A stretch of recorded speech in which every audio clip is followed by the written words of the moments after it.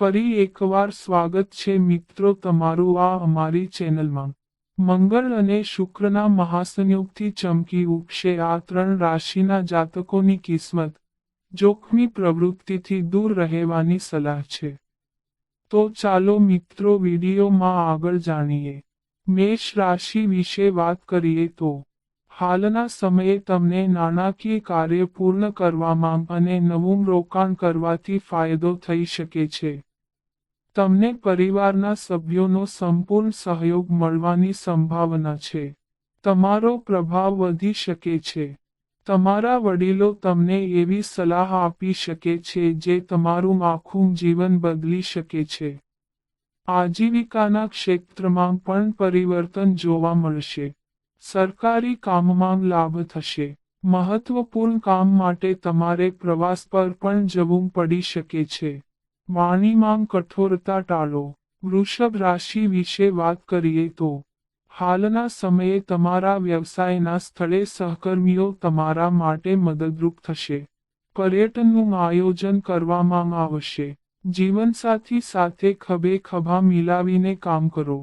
જો તમે તમારી ભાવનાઓ પર નિયંત્રણ રાખશો તો સારું રહેશે।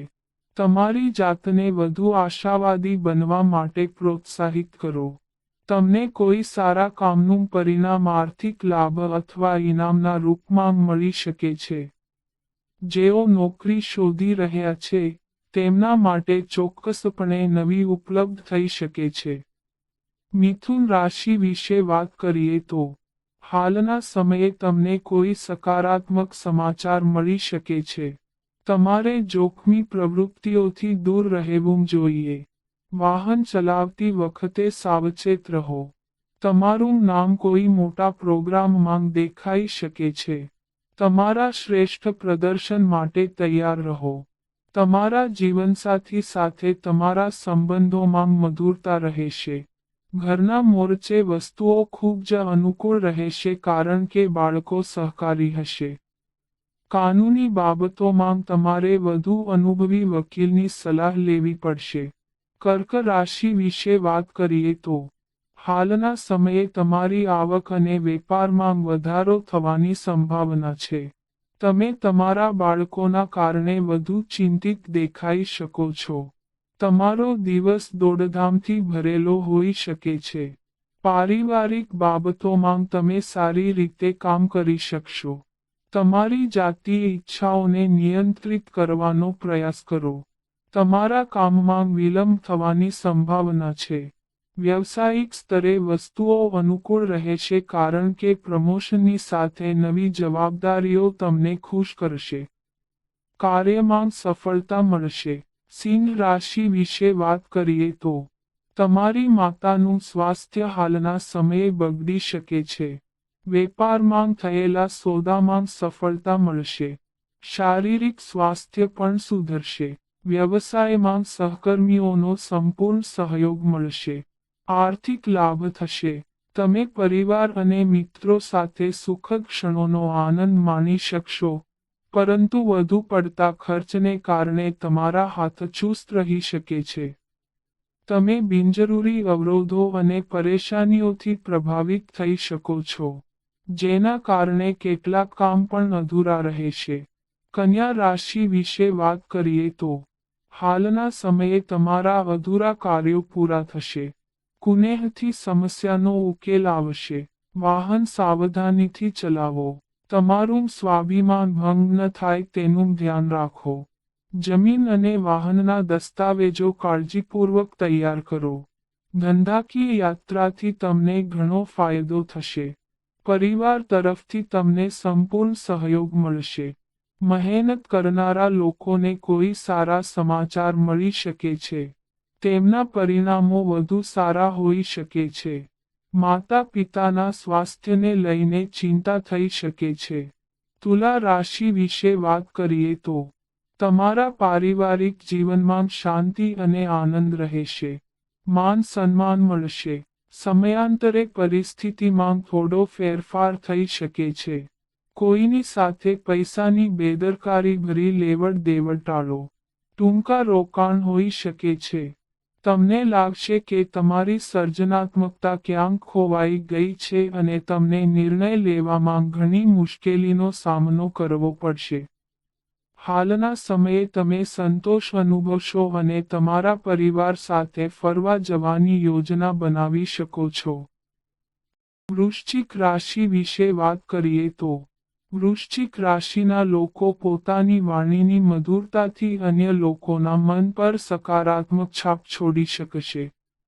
તમારા જીવનસાથીની સલાહ લેવાની સલાહ છે, જે લાંબા ગાળે મદદરૂપ થશે. જીવનશૈલીમાં બદલાવ આવી શકે છે. તમારી ચિંતાઓ છોડી દો, વિશ્વાસ રાખો અને આગળ વધો. તમે એવી કોઈ બાબતમાં સામેલ થઈ શકો છો જ્યાં તમારે અન્ય લોકો વતી કામ કરવાનું હોય. તમારે કોઈનું ધ્યાન રાખવું પડી શકે છે. સ્વજનોનું આગમન સારા સમાચાર લાવશે. ધન રાશિ વિશે વાત કરીએ તો તમારું ભાવનાત્મક સેન્સર વધુ મજબૂત બનશે, જે તમને તમારી આસપાસની લાગણીઓ અને મૂડ પ્રત્યે વધુ સંવેદનશીલ બનાવશે.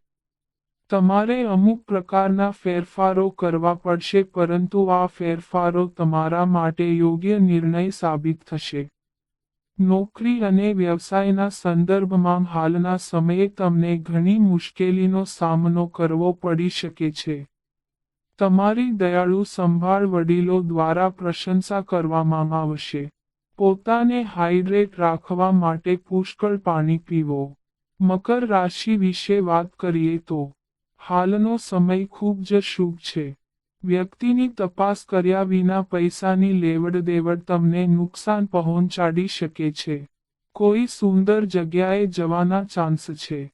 ઉચ્ચ અધિકારીઓ સાથે વાત કરતી વખતે સમજદારી રાખો. ધાર્મિક સ્થળની મુલાકાતના સંકેત છે. વેપારના સ્થળે વાતાવરણ અનુકૂળ રહેશે.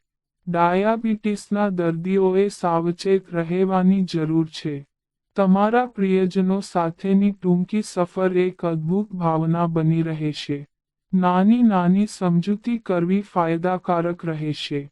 કુંભ રાશિ વિશે વાત કરીએ તો તમારો આત્મવિશ્વાસ વધશે અને તમારું વર્તન લવચીક બનશે.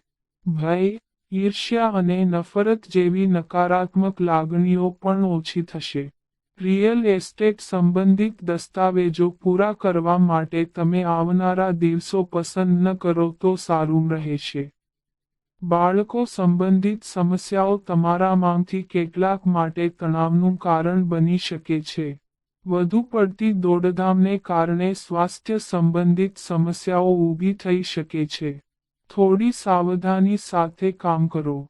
મીન રાશિ વિશે વાત કરીએ તો હાલના સમયે વધારે બોલવું નુકસાનકારક બની શકે છે. મહત્વપૂર્ણ કાર્યોમાં બેદરકારી ન રાખો. તમારા પ્રિયજનોથી અંતર જાળવવું તમારા માટે સારું રહેશે નહીં. મનમાં પેદા થતી નકારાત્મક ભાવનાઓને પણ દૂર કરવી પડશે. કોર્ટ કચેરીની કાર્યવાહીમાં સફળતા મળશે. શારીરિક સ્વાસ્થ્ય બગડવાની સંભાવના છે. તમને કોઈ મોટા કાર્યક્રમમાં હાજરી આપવાનું આમંત્રણ મળી શકે છે.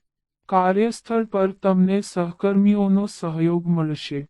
શહેરની બહાર જવું પડી શકે છે. તો મિત્રો, આ અમારી માહિતી ગમી હોય તો ચેનલને સબસ્ક્રાઇબ કરો.